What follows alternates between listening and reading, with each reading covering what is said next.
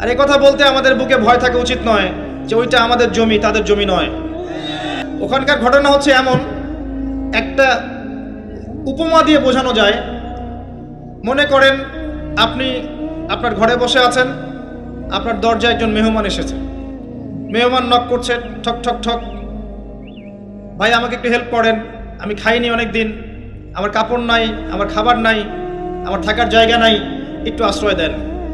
আপনি মাশাআল্লাহ মুসলিম, দয়া পরবশ হয়ে দরজা খুলে দিলেন, তাকে ড্রয়িং রুমে বসালেন, সুন্দর করে খাওয়ালেন, কাপড় দিলেন, রেস্ট করার জায়গা দিলেন। এবার সে সেখানে থাকতে থাকতে পরিকল্পনা করলো যে আপনাকে আপনার বাসা থেকে বের করে দিবে। একদিন আপনাকে ঘাট বাসা থেকে বের করে দিল, দিয়ে দরজার ভিতর থেকে লাগিয়ে দিল।